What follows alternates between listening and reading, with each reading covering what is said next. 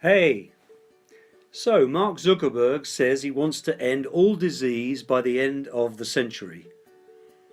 Or at least that's what he says in a large press conference as he pledges up to $3 billion towards this plan and other aims of education and protecting the world from climate change. That's quite a list with just $3 billion to spend, all of which right now will of course be tax deductible. So no cynicism from me, you'll know. But what can we make of this announcement? Because it sounds grand enough, it sounds a great contribution to humanity and also of course to Mark Zuckerberg's PR. But let's actually look at the facts. He says that the aim is to have all infants born today, like his child, with an average life expectancy of over 100 by ending disease. Now that sounds very laudable on the face of it. And he's going to do this with new vaccines and medical research. And he says that modern medicine is only 100 years old, so we can do much, much more with it over the next 100 years. Well done, Mark. But let's just slow down a bit here. Let's actually look at what's happened so far in the last 150 years or so, without the Zuckerberg's contribution to society. If we look at life expectancy in 1850, the statistics show us that an infant born in 1850 would have expected to live to around 40 years of age. Now, life expectancy has slowly grown over the 150 years or so, and people alive today can expect to live to be around 80, and that's whether you're a male or a female, black or white. So since 1850, life expectancy has doubled. And how has this actually happened?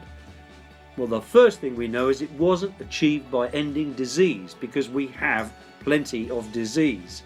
In fact, some of the old common diseases like TB and smallpox have been pretty much defeated, but we can add a massive new list. We can add cancers, scores and scores of types of cancers that weren't really in existence 200 years ago.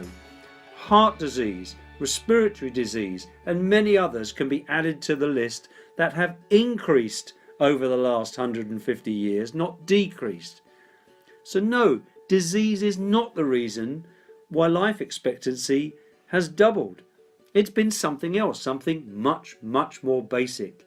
It's been sanitation, drainage, sewerage, it's been clean water, and it's been a revolution in better nutrition that has allowed all of us to live longer. The average person just doesn't starve to death anymore due to famine, pestilence, or poverty. So it's not the defeat of disease that has helped us live longer.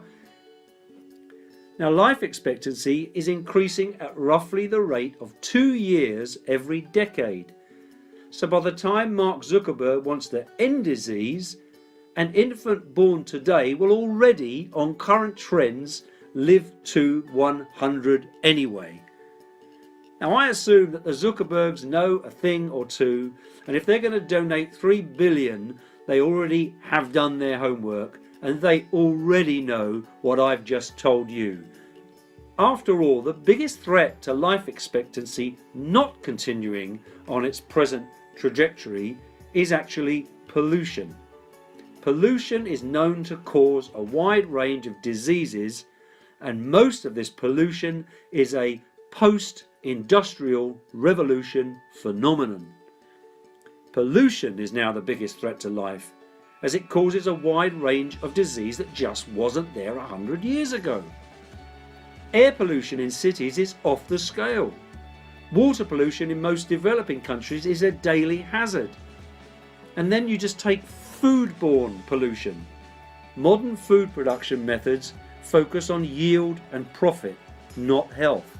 Hence, our food is infested with unhealthy pesticides, herbicides like glyphosate, that even the World Health Organization says causes cancer.